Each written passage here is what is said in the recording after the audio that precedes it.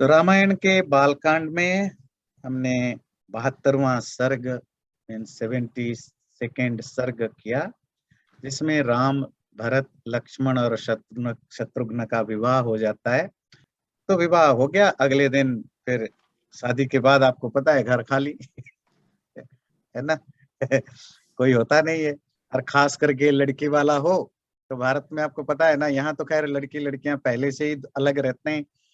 तो लड़की वाले हो अगर शादी के दिन तो बड़ा धूमधाम होता है। लड़की चला गया, अगले दिन आपके घर में कौवा भी नहीं उड़ता है। तो अब जनक के वहां पर सब शादियां हो गई चारों का, अब जाने का समय आया।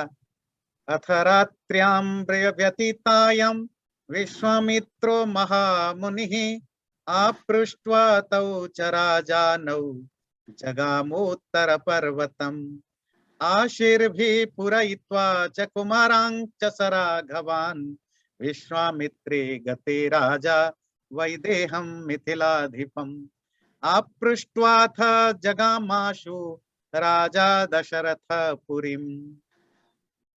रात बीत जाने पर महामुनि विश्वामित्र ने दोनों राजा दशरथ और जनक जी से आज्ञा ली।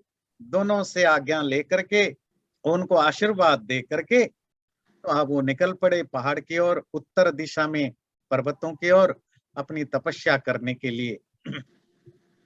और विश्वामित्र के चले जाने पर राजा दशरथ मिथिला के राजा जनक जी से भी खुद जाने के लिए उनसे परमिशन मांगा और दशरथ अपनी सेना, बच्चे सबके साथ अयोध्या की ओर चल पड़े। गच्छन्तं तं तु राजान मन्वगच्छन्नराधिपः अथ राजा विदेहानां ददौ कन्याधनं बहु गवां शतसहस्राणि बहुनि मिथिलेश्वरः कंबलानां च मोक्षाणां क्षौमकोट्यंबराणि च हस्त्यश्वरथपादातं दिव्यरूपं स्वलंकृतं ददौ कन्या पिता तासां दासी दास मनोत्तमम्। जब राजा दशरथ अपने बेटे बहू अपनी सेना मंत्रियों के साथ चलने लगे तो विदेह का राजा जनक कन्याधन के रूप में, अर्थात अपनी बेटी को गिफ्ट के रूप में ससुराल को बहुत कुछ दिया। क्या दिया उसकी एक लिस्ट है, सैकड़ों हजार मतलब लाखों में गायें, बहुत सारे कंबल, क्षौम कोटि अंबराणी, रेशम समझते हैं, सिल्क के करोड़ों ड्रेसेस सबके घर वालों के लिए, बहुत सारे हाथी, घोड़ा, रथ और दासी दास जो नौकर चाकर होते हैं, ये सब उन्होंने दे करके भेजा। दशरथ अपने बच्चों के साथ फिर चल पड़े, बच्चे और सेना के साथ। कुछ दूर जाने के बाद जंगल पड़ा और वहां अचानक कुछ सारे अपशकुन दिखने लगे। पक्षियां काफी जोर जोर से चिल्ला करके इधर उधर उड़ रहे थे, पशु इधर उधर भाग रहे थे। ऐसा लग रहा था जैसे तूफान आने वाला हो, पर आकाश क्लीन था, कहीं कोई तूफान का कोई निशान नहीं था। तब राजा दशरथ हल्का सा घबराए और उन्होंने वशिष्ठ ऋषि से पूछा, ये क्या हो रहा है, ऐसा क्या माहौल है। वशिष्ठ ने कहा, जरूर कोई खराब घटना घटने वाली है या घट चुकी है, जिसके कारण ये जानवर पशु पक्षी ऐसे आवाज कर रहे हैं। ये कुछ साइन है, पशु पक्षियों के द्वारा जो आवाज निकाले जाते हैं, तो कुछ गड़बड़ जरूर है। तो क्या वो गड़बड़ था, वो देखते हैं। तब उन्होंने देखा एक भीम और सदृश, भीम का मतलब भयंकर, फियरफुल, एक डरावना सा जटाओं का जटा बंधा हुआ एक व्यक्ति सामने आया। भार्गवम जामदग्न्यम तम राज राज विमर्दनम। और वो कौन था, भार्गव था, भृगुवंश में पैदा होने वाला जमदग्नि का बेटा। तो जमदग्नि का बेटा राम जो कि भृगुवंश में पैदा हुआ, जो कि आमतौर पर राजाओं को मारने में बहुत फेमस था। कैलासमिव दूरधर्षम कालाग्निमिव दुस्सहम ज्वलन्तमिव तेजोभिर दुर्निरीक्षम पृथक जनैः स्कंधे चासृज्य परशुम धनुर्विद्युत गणोपमं प्रगृह्य शरमुख्यं च त्रिपुरघ्नं यथा शिवम। ऐसा लग रहा था मानो कोई सारा संसार को जलाने वाला आग हो। ऐसा लग रहा था मानो शिव हो, अपने कंधे में परशु एक्स लेकर के और दूसरे कंधे में धनु और बड़े भयंकर शरवाण लेकर के परशुराम आ रहे थे। तम दृष्ट्वा भीम संकाशम ज्वलंतमिव पावकम, और वो जलते हुए आग के समान भयानक डरावने परशुराम को देख करके वशिष्ठ प्रमुखा विप्रा जप होम परायण संगता मुनय सर्वे संजल पूरथो मिथा। जप तप यज्ञ आदि में हमेशा अपने आप को व्यस्त रखने वाले वशिष्ठ आदि ऋषि मुनि लोग आपस में विचारने लगे, आपस में कानाफूसी करने लगे कि ये कौन है। कच्चित पितृवधामर्षि क्षत्रम नोत्सादयिष्यति पूर्वं क्षत्रवधं कृत्वा गतमन्युर्गतज्वर क्षत्रस्योत्सादनं भूयो न खलु अस्य चिकीर्षितम्। ये राम है, जमदग्नि का बेटा राम है, भृगुवंश के संतान भार्गव है। कहीं ऐसा तो नहीं दोबारा वो अपने पिताजी के मरने का, हत्या करने का बदला लेने के लिए जो उन्होंने सारे क्षत्रियों को मार डाला था, मारने के बाद उनका गुस्सा शांत हुआ था और उन्होंने शपथ किया था कि मैं दोबारा अब किसी को नहीं मारूंगा। पर ऐसा तो नहीं कि दोबारा उन्होंने क्षत्रियों को मारने के लिए ये इस तरह के यहाँ आ रहे हैं, दशरथ और राम वगैरह को मारने के लिए। एवं मुक्त्वार्घ्यमादाय भार्गवं भीमदर्शनम ऋषयो राम रामेति वचो मधुरम अब्रुवन। ऐसा बोल ही रहे थे कि जमदग्नि के पुत्र जामदग्नि राम, जैसे दाशरथी राम दशरथ का बेटा राम, इसी तरह जमदग्नि का बेटा राम जामदग्नि राम। जामदग्नि राम को देख करके, भार्गव को देख करके सभी ऋषि लोग को राम राम बोलने लगे। राम मतलब यहाँ जमदग्नि का बेटा राम, बड़े मीठे भाषा में बोलने लगे, हे राम हे राम। यहाँ परशुराम को बोलते हैं राम। प्रतिगृह्यतुतां पूजा ऋषि दत्तां प्रतापवान रामं दशरथिं रामो जामदग्न्योऽभ्यभाषत। ऋषियों की पूजा को एक्सेप्ट करके, ऋषियों ने जो उनकी पूजा की उसको स्वीकार करके जामदग्नि राम ने दाशरथी राम से बोला। समझ में आ रहा है? जमदग्नि का बेटा राम ने दशरथ के बेटे राम से बोला। जाने से पहले अगले सर्ग में बहुत लोगों को ये जामदग्नि राम, जिसको आप लोग नॉर्मल भाषा में परशुराम बोलते हैं, उनकी थोड़ी सी हिस्ट्री आपको बता देते हैं। जमदग्नि एक ऋषि थे, वो भृगुवंश में पैदा हुए। उनका बेटा राम, उनके बेटे का नाम भी राम ही था। उनके पास एक गाय थी, जमदग्नि के पास सुरभि नामक गाय। शायद उन जमाने में बड़े बड़े ऋषियों के पास इस तरह के कामधेनु टाइप की गाय हुआ करती थी, जो मांगो दे दिया करते थे, ऋषियों की जरूरत पूरा कर देते थे। जैसे वशिष्ठ के पास था शबला नामक गाय, जिसको दूसरे लिटरेचर में नंदिनी बोलते हैं। तो जमदग्नि ऋषि के पास सुरभि नामक गाय था, और उसको एक बार कार्तवीर्य अर्जुन एक राजा थे। ये अर्जुन, आप कंफ्यूज मत होना महाभारत के अर्जुन के साथ, क्योंकि एक नाम के बहुत सारे लोग हो सकते हैं। जैसे जमदग्नि का बेटा राम है, दशरथ का बेटा भी राम है, इसी तरह अर्जुन भी बहुत है। ये राम के कंटेम्पररी, राम के तो नहीं, जामदग्नि राम के कंटेम्पररी अर्जुन थे और बड़े राजा थे। तो उन्होंने देख लिया जमदग्नि के पास इस गाय को, तो उन्होंने कहा ये गाय मुझे दे दो। उन्होंने गाय नहीं दिया, तो फिर उन्होंने उनको मारने की कोशिश की, जबरदस्ती उठा करके ले गए। तो जब ले गए तो राम और जमदग्नि दोनों से अपनी तपस्या बल से कार्तवीर्य अर्जुन से लड़ाई की और कार्तवीर्य अर्जुन को उन्होंने मार डाला। उसके बाद बहुत सारे राजा मिलजुल करके आक्रमण करना शुरू किया जमदग्नि और राम के ऊपर। तो जितने भी आसपास के राजा थे सब आक्रमण करने लगे। जमदग्नि और राम मिलकर के तो दो सबको शांत किया, और उसके बाद कुछ दिनों तक सब शांत रहा और राम को जमदग्नि ने तपस्या के लिए बाहर भेज दिया। जब राम वापस आए तब तक कार्तवीर्य अर्जुन के बच्चे प्रतिशोध लेने के लिए, प्रतिशोध समझते हैं ना, रिवेंज लेने के लिए जमदग्नि को मार डाला था। जब राम को पता चला, वो गुस्से में लाल पीला हुआ और उन्होंने शपथ किया कि मैं एक भी राजा को नहीं छोड़ूंगा। अब उसके बाद उन्होंने घूम घूम करके, पहले तो खूब तपस्या करके बहुत शक्ति अर्जित की, बहुत सारे अस्त्र शस्त्र जो भी सोफिस्टिकेटेड पावर है या वेपन्स है उनको इकट्ठा किया, और उससे उन्होंने सब बड़े बड़े राजा, राजपुत्र, वीर सबको सबको मारा और साफ कर दिया। तो बहुत ज्यादा मारने के बाद जब उनका गुस्सा तब भी शांत नहीं हो रहा था, तब ऋषि मुनियों ने, देवताओं ने उनको संतोष किया कि अब आपका रिवेंज पूरा हो चुका है, अब आप शांत हो जाइए, और इस तरह आप मारते रहेंगे तो धरती में तो कोई राजा नहीं बनेगा, कोई शासन नहीं होगा। ठीक है, आपको रिवेंज लेना था, आप ले चुके हैं, अब शांत हो जाइए। तो और शांत होने से भी नहीं चलेगा, क्योंकि आपके पास जो अस्त्र शस्त्र वगैरह है वो भी सब आप किसी को सरेंडर कर दीजिए। तो उन्होंने विश्वामित्र को सारे जो भी बहुत सोफिस्टिकेटेड उनके पास वेपन्स थे, अस्त्र शस्त्र थे, सब दे दिया। अब सब छोड़ छाड़ करके शपथ लिया कि आज से मैं किसी को और नहीं मारूंगा। तो वो तपस्या करने चले गए। ये है जामदग्नि राम का स्टोरी।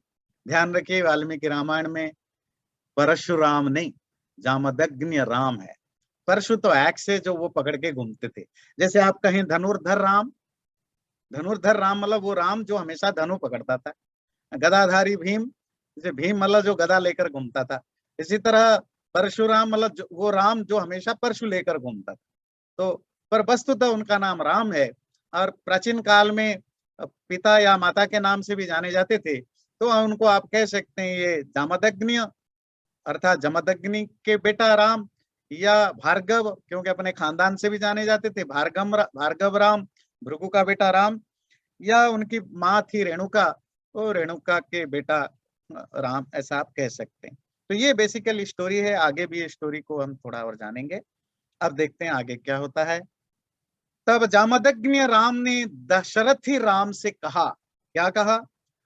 राम दशरथे राम वीर्यं ते श्रूयतेऽद्भुतं धनुषो भेदनं चैव निखिलेन मया श्रुतम् तदद्भुतमचिन्त्यं च भेदनं धनुषस्त्वया तत्श्रुत्वाहमनुप्राप्तो धनुर्गृह्या परम शुभम। हे दशरथ का बेटा राम, मैं जमदग्नि का राम आपको मिलने के लिए आया हूं, ये सुनने के बाद कि आप बड़े वीर हैं, आपने बहुत सारे बड़े बड़े काम किया है। आपने राक्षसों को मारा विश्वामित्र के साथ जाकर के। आपने जनक के पास जो बड़ा धनु था, बहुत हैवी, तो मुश्किल से पकड़ने वाले धनु, उसको भी आपने तोड़ दिया। तो आपके बड़े सारे जो अद्भुत काम मैंने सुना है, और ये सुन करके मैं आपसे मिलने के लिए आया हूं कि आपने एक धनु तो तोड़ दिया, मेरे पास एक दूसरा धनु है, उस धनु को भी चला के दिखा दीजिए, पता चले आप कितना वीर हैं। तदिदं घोर संकाशम जामदग्न्यम महद्धनु पूरयस्व शरेणेव स्वबलम दर्शयस्व च। इस जमदग्नि राम के पास भी एक धनु है, इस धनु को उठाओ और उसमें तीर लगाओ, बाण लगाओ, बाण फिक्स करो, करके दिखाओ, तो मैं जानू कि आप कितने बड़े वीर हैं। मैं भी वाह करूंगा, मैं भी आपकी तारीफ करूंगा। तदहं ते बलम दृष्ट्वा धनुषोस्य प्रपूरणे द्वंद्व युद्धम प्रदास्यामि वीर्यश्लाघस्य राघव। हे रघुवंश के संतान राम, अगर आप उसमें जीत गए, अर्थात मेरे पास जो धनु है अगर आपने उसको उठा लिया और उसमें बाण लगा दिया, तो फिर दूसरे कंपटीशन के लिए मैं आपको चैलेंज करता हूं कि आप मेरे साथ द्वंद्व युद्ध करना। द्वंद्व युद्ध समझते हैं, बॉडी को बॉडी, जो बॉडी कम्बैट है ना, मल्ल युद्ध जिसको आप कहते हैं, है ना, तो मल्ल युद्ध मेरे साथ करना। अच्छा, ये इसकी क्या जरूरत पड़ी जामदग्नि राम को ये सब कराने का? यही होता है कि आपका ईगो जब बहुत होता है ना, तो आप हर किसी को, मतलब किसी की भी तारीफ सुनो आपको जलन होता है, तो आप पहुंच जाते हो भाई मेरे साथ प्रूव करो, मेरे से, है ना। आपके पास ज्ञान का अहंकार आ जाए, अब हर किसी से डिबेट करने लग जाते हो, हर किसी को नीचा दिखाने के लिए। डिबेट दो दो कारणों से होता है, एक तो आप समझने के लिए या समझाने के लिए होता है, या किसी बात को प्रूव करने के लिए। दूसरा कारण होता है कि ये बताने के लिए कि तुम मेरे से कम है, मैं तुमसे बड़ा हूं। इसी तरह क्षत्रिय लोग, जिसके पास फिजिकल पावर है, वो लड़ाई के लिए चैलेंज करता है, ये प्रूव करने के लिए कि भाई मैं तुमसे बड़ा हूं। पर क्या है कि एक नया लड़का कल आ गया, अभी तक इतने सालों से सारी दुनिया में हाहाकार मचा था, जामदग्नि राम सबसे बड़ा पावरफुल है, सबसे बड़ा वीर है, मेरे नाम से ख्याति घर घर में फैली हुई थी। अरे कल का लड़का आ गया और सब उसकी तारीफ कर रहे हैं आज, तो वो बर्दाश्त नहीं है ना। अच्छा ध्यान रखिए, ये हर फील्ड में होता है, ये हर फील्ड में होता है। यूनिवर्सिटी में जो रिटायर्ड प्रोफेसर होता है उसको भी जलन होता है। कोई यंग प्रोफेसर कल आया, 25-26 साल का असिस्टेंट प्रोफेसर, उसको अगर बहुत ज्ञानी सब मानने लग गए तो उसको भी जलन होने लगता है, वो भी उसको डायरेक्टली इनडायरेक्टली नीचा दिखाने के लिए कुछ करता रहता है ना। कोई फिल्म इंडस्ट्री में कोई पुराना हीरो या हीरोइन जिसका उम्र चला गया है, अब उसके उससे अब वो यंग टाइप का काम नहीं होता है, कोई यंग जनरेशन का लड़का आया, 20-22-25 साल का लड़का या लड़की, सब उसकी तारीफ कर रहे हैं, सब जगह मीडिया में उसका नाम है, तो उसको जलन होता है, फिर वो कुछ ना कुछ करने की कोशिश करता है। कोई बहुत सुंदर लड़की हो और वो अब वो 40-50 को पार कर चुकी है, और एक यंग 25 ईयर की लड़की, सुंदर सी लड़की मॉडल आ जाए, तो उसको भी जलन होता है। मतलब जो जिस फील्ड में है, जब वो किसी भी कारण से वो पिक पर होता है, फिर ढलान में आने लगता है, तो जो नया आता है और उससे वो 25 साल, 30 साल, 40 साल छोटा हो, और वो उससे भी ज्यादा व उसके बराबर का उसको सम्मान मिलता हो, तो फिर ईगो को बड़ा चोट पहुंचने लगता है, फिर बड़ा मुश्किल होता है। फिर हम, ज्यादातर लोग तो अच्छे होते हैं, पर बहुत सारे लोग क्या करते हैं, कुछ लोग क्या करते हैं, फिर कुछ ना कुछ डायरेक्टली इनडायरेक्टली ऐसा करते हैं कि ये प्रूव करने के लिए देखो अभी भी हमारे में जान है, अभी भी हम में जवान हूं। अभी आपने समझ में आया कि परशुराम क्यों राम को चैलेंज करते हैं। बस वही प्रॉब्लम है, एक जो जो उतरती हुई पीढ़ी बढ़ती हुई पीढ़ी को सह नहीं पाती है जब, तो इस तरह के चैलेंजेस होते। तस्य तद्वचनम श्रुत्वा राजा दशरथस्तदा विषण्ण वदनो दीन प्राञ्जलिर्वाक्यम अब्रवीत् क्षत्ररोषात् प्रशान्तस्त्वं ब्राह्मणश्च महायशः बालानां मम पुत्राणाम् अभयं दातुमर्हसि। जब ये चीजें, जामदग्नि और राम की बातें जब दशरथ ने सुना, वो तो घबराए, बोले ये आदमी इतना पावरफुल है, सारे क्षत्रियों को कितने बार साफ कर चुका है, ये मेरे बेटे को चलो धनु पकड़ने की चैलेंज करता है, समझ में आता है। फिर कहते हैं अगर आप धनु तीर लगाने में सफल हो गए तो मेरे साथ आपको मल्ल युद्ध करना पड़ेगा। इसका मतलब है कि इसका इंटेंशन अच्छा नहीं है, और at the end of the day बाप बाप होता है, बाप की दिल बाप होता है कि मेरे बेटे के साथ कुछ गड़बड़ ना हो जाए। तो दशरथ घबराए, बड़े दुखी मन से हाथ जोड़ करके प्रांजलिर वाक्यम अब्रवीत, अंजलि कहते हैं, हाथ जोड़ करके बोला कि हे राम, आपने तो क्षत्रियों के ऊपर जो आपका गुस्सा था राजाओं के ऊपर, वो राजाओं को मार करके वो तो शांत हो चुका था, और आपने ये संकल्प लिया था कि आप नहीं मारेंगे। मेरे तो ये बाल हैं, ये मेरे जो बेटे हैं ये तो छोटे छोटे हैं, आप इनको अभय दीजिए, इनको ऐसे मत डराइए, इनके साथ इस तरह के व्यवहार मत करिए, मेरे छोटे छोटे बच्चे हैं।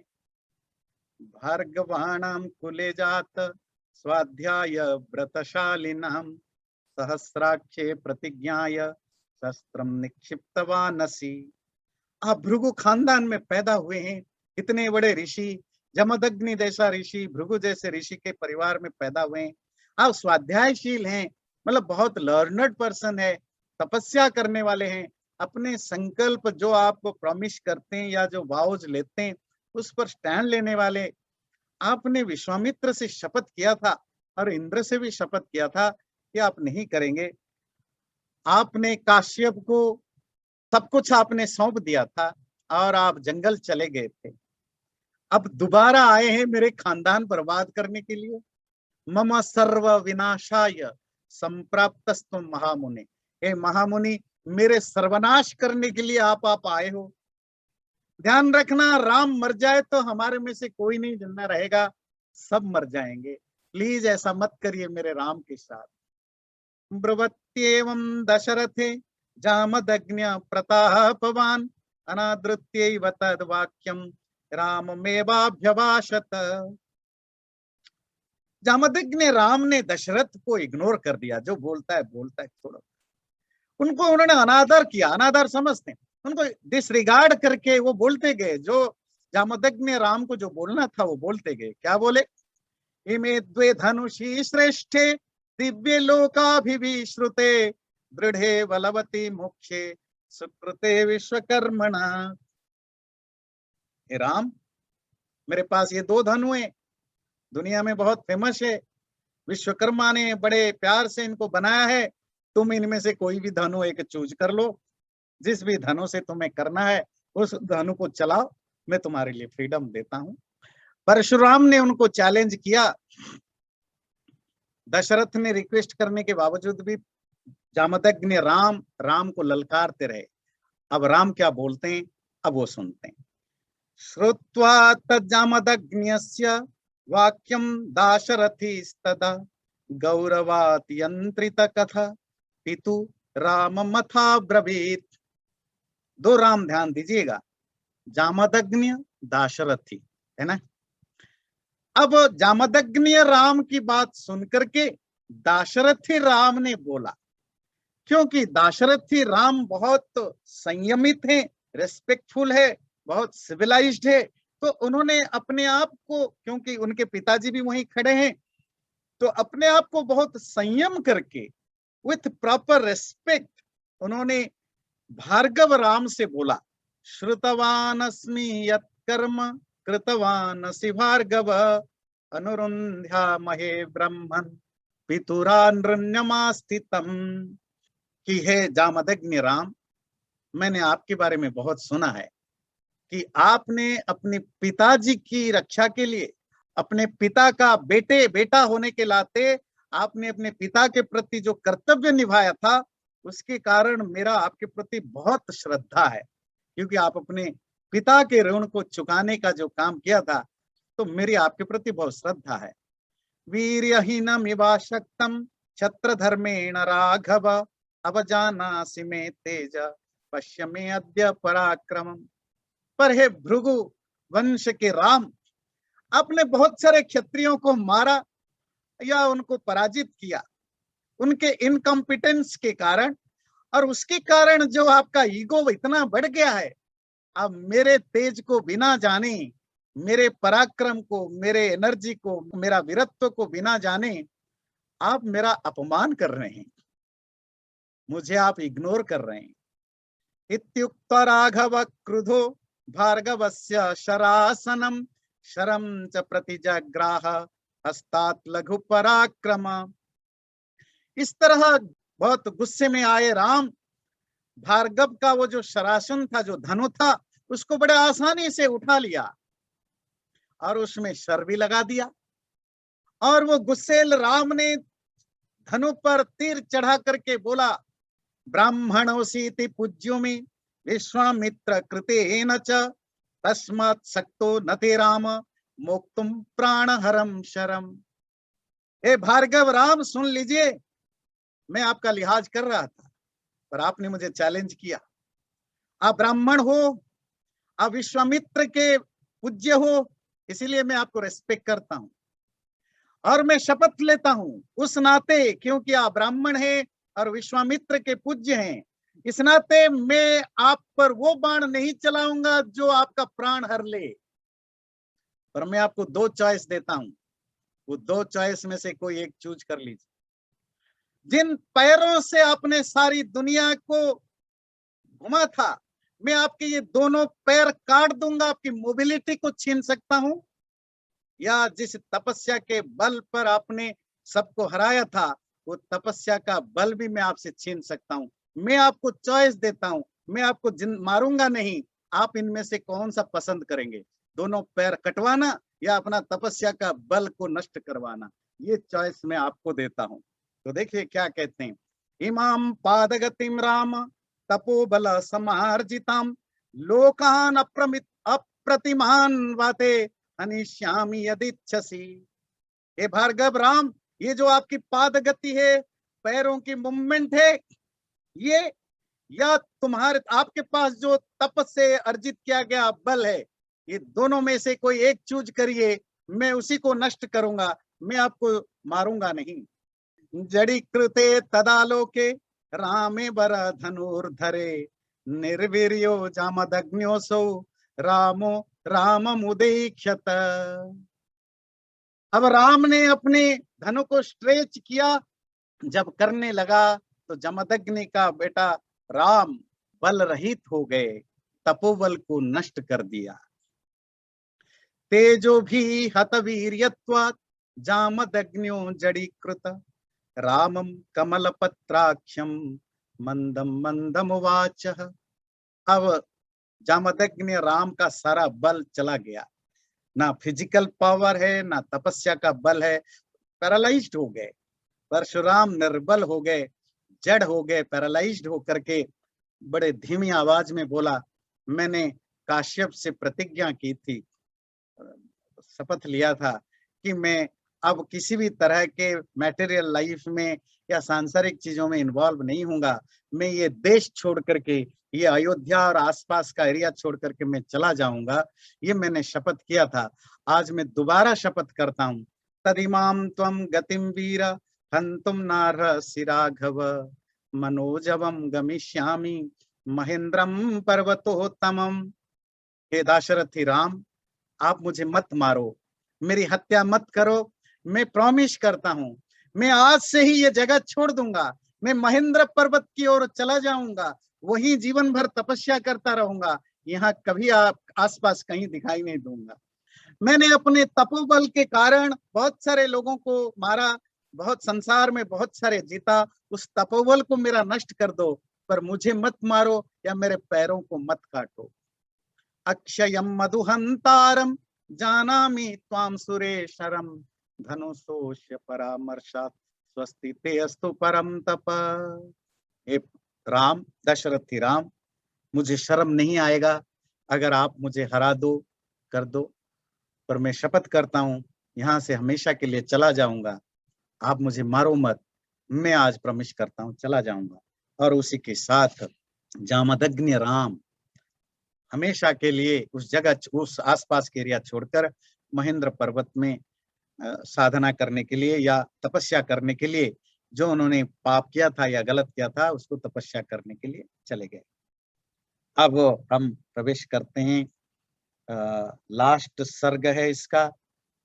गते रामे प्रशांतात्मा रामो दाशरथिर्धनु वरुणाय प्रमेयाय ददौ हस्ते ससायकम्। अभिवाद्य ततो रामो वसिष्ठा प्रमुखान् ऋषीन् पितरं विफलं दृष्ट्वा प्रोवाच रघुनंदन। जब भार्गव राम चले गए तो दाशरथी राम ने, उन्होंने वशिष्ठ आदि ऋषियों को, अपने पिता को नमस्ते करके पिता के पास पहुंचे। पिता बड़ा विह्वल थे, विह्वल का मतलब है बहुत परेशान थे, एजिटेटेड थे कि क्या होगा मेरे बेटे के साथ, एंजाइटी खूब बढ़ी हुई थी। ऐसे एजिटेटेड पिता के पास जाकर के रघुनंदन राम ने बोला, जामदग्न्यो गतो राम प्रयातो चतुरंगिणी अयोध्याभिमुखी सेना त्वया नाथे न पालिता। पिताजी आप डरिए मत, घबराइए मत। एक्चुअली दशरथ बहुत बूढ़े हो गए थे ना, और उनके बुढ़ापा में बेटा हुआ था, ध्यान रखिए। दशरथ जी को बहुत दिनों से संतान नहीं हो रहा था, बिल्कुल बुढ़ापा में हुआ था, इसीलिए उनकी बहुत परेशानियां थी। तो बुढ़ापा में थोड़ी सी टेंशन ज्यादा होता है। तो उन्होंने कहा, पिताजी डरिए मत, जामदग्नि राम चले गए हैं, अब चलिए अपनी सेना को ऑर्डर करिए, अब हम अयोध्या की ओर चल पड़ते हैं। उसके बाद सब अयोध्या की ओर निकल पड़े। जो भी 2-3 दिन लगता है, सब अयोध्या में पहुंच गए। जब पूरे दशरथ, राम, लक्ष्मण, भरत, शत्रुघ्न, उनके मंत्री, पुरोहित सब अयोध्या में पहुंचे। अयोध्या वासी ने खूब जोर शोर से स्वागत किया। और जब राजमहल में पहुंचे तो रानी, दास, दासियां, महल की जो महिलाएं थी, जो 4 नववधु आए थे, नई नई दुल्हन, याद रखिए, सीता, मांडवी, उर्मिला और श्रुत कीर्ति, ये चारों को उन्होंने जो भी उनको रॉयल स्टाइल में राजकीय ढंग से उनको उन्होंने सत्कार किया, घर में ले गए। और इस तरह बालकांड रामायण का समाप्त होता है। राम, लक्ष्मण, भरत, शत्रुघ्न अपनी पत्नियों के साथ राजमहल में प्रवेश करते हैं। अब सब खुश हैं, घर में 4-4 बहुएं हैं। राजा बुजुर्ग, राजा दशरथ भी खुश हैं, उनके बच्चों की शादी हो गई। अब आराम से राजमहल में सब कुछ ठीक ठीक चल रहा है। अब हम प्रवेश करेंगे अयोध्या कांड में। गच्छता मातुल कुलम भरते न तदा नघ, शत्रुघ्नो नित्य शत्रुघ्नो नीत प्रीति पुरस्कृतः। दशरथ जी के एक साले थे, उनका नाम है युद्धजीत। मिथिला में दशरथ और सब पहुंचे हुए थे। तो दशरथ जी की जो दूसरी पत्नी है कैकेयी, उनका भाई युद्धजीत, वो केके राज्य से अयोध्या आए थे। जब पता चला उनके जीजाजी दशरथ और उनके बच्चे सब मिथिला गए हैं शादी में, तो वो भी वहीं मिथिला पहुंच गए थे और वहीं पर उनका मिलन हुआ था और अभी इनके साथ आए थे। युद्धजीत एक्चुअली आए थे, उनको तो पता नहीं था कि ये शादी अचानक हो रही है। वो आए थे भरत को मामा के घर ले जाने के लिए, क्योंकि केके के राजा वो भी बड़े बुजुर्ग हैं, तो वो अपने नाती से मिलने के लिए बड़ी उनकी इच्छा थी। तो उन्होंने युद्धजीत को भेजा था कि भरत को थोड़ी दिन के लिए अपने नैनीहाल, नैनीहाल है ना, उन्हें माँ के जो मामा के घर ले आओ। तो दशरथ ने कहा, भरत देखो, तुम्हारे मामा जी आए हुए हैं इतने दूर से, वो तो शादी ब्याह की बात थी तो मैंने उनको रोक दिया था। अब आप थोड़ी देर के लिए चले जाओ, क्योंकि तुम्हारे नाना जी काफी बुजुर्ग हैं, वो तुम्हें मिस करते हैं। थोड़ी देर वहां घूम करके आ जाना।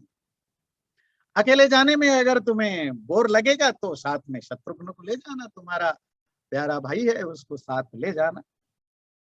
तो भरत और शत्रुघ्न को लेकर युद्धजीत केके चले गए। गच्छता मातुल कुलम भरतेन तदा नघ, शत्रुघ्नो नित्य शत्रुघ्नो नीत प्रीति पुरस्कृत, तत्रन्यवसत् भ्रात्रा सह सत्कार सत्कृत, मातुलेनाश्वपतिना पुत्र स्नेहेन पलालित।